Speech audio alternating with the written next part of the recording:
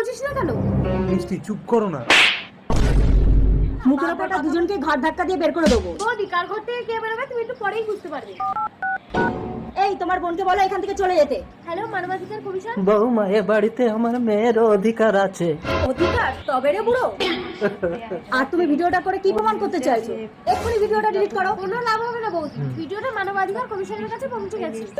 আমরা মানবাধিকার কমিশন থেকে এসেছি, শুনলাম এ বাড়ির বৌমা বৃদ্ধ শ্বশুরের উপর টর্চার করছে, তাকে দিয়ে বাড়ির সমস্ত কাজকর্ম করাচ্ছে। স্যার, কেসটা ক্লোজ করতে কত টাকা নেবে? আপনার শ্বশুরের সমস্ত সম্পত্তি ফিরিয়ে দিন, আর এই নিন আপনার চাকরির পদত্যাগ। চলুন জেলে খাওয়া খাবেন। আমি জেলে যাবো না স্বামী, আমাকে বাঁচাও। তো তার মানে ঘরে চাল আছে, রান্না করব? কি বলো, কালই তো 10 কেজি চাল কিনে আনলাম। দেখো তোমার ছোট ভাইয়ের বউ চাল চুরি করে বিক্রি করছে হয়তো। না দাদা, নন্দিনী এই কাজ করতেই পারে না। ঠিক আছে ভাই, তুই তোর লক্ষ্মী বউকে নিয়ে আলাদা করে খা। দাদা, আমি এখনো আয় করতে শিখিনি, আমাকে আলাদা করে দিচ্ছ? তাহলে তুই এই লক্ষ্মী ছাড়িকে ঘর থেকে তাড়া, তবেই তুই আমাদের সঙ্গে থাকতে পারবি। ঠিক আছে, আমি চলে যাচ্ছি।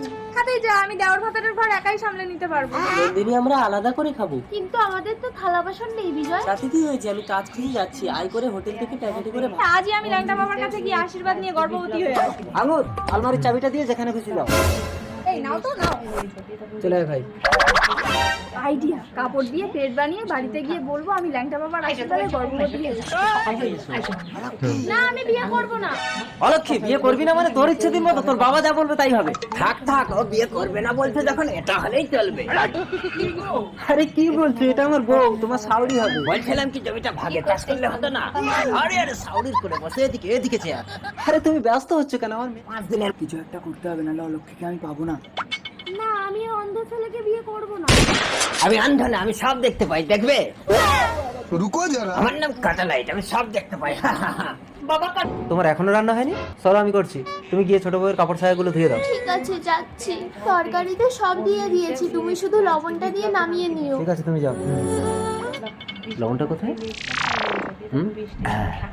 দেখি এবার চেখে দেখি। বাহ, দারুণ স্বাদ হয়েছে। এবার বড় বউ তরকারিতে এক গাদা লবণ ঢেলে দিয়ে তোকে আমি স্বামীর হাতে মার খাওয়াবো। ও হাগলাসি, আজ রান্নাটা যা হয়েছে না, শুধু কালারটা দেখো। এই নাও, খেয়ে দেখো। না না, তুমি খাও। ও শোনো, তোমাকে আগে না খাইয়ে কোনো জিনিস মুখে দিয়েছি আমি? না না না, খাও খাও বলছি। তরকারিতে এত লবণ। কি করে? আর কি করে, বড় বউ আমাকে খেতে দেবে না বলে এই কীর্তিগুলো করে। বড় বউ তো তোমার কাপড় ধুতে গেছে, সে তো এখনো আসেনি, আর তরকারিতে তো আমি লবণ দিয়েছি, তার মানে এই নটঙ্কিগুলো তুমি করো না? আমার এগুলো একদম ভালো লাগে না, হাগলাসি। ওরে সতীন, আমার প্ল্যানটা ভেস্তে গেল। আইডিয়া, রান্নাঘরে সর্ষের তেল ফেলে রাখবো, বড় বউ ঢুকলেই পা পিছলে পড়ে ওর সবগুলো দাঁত ভেঙে যাবে।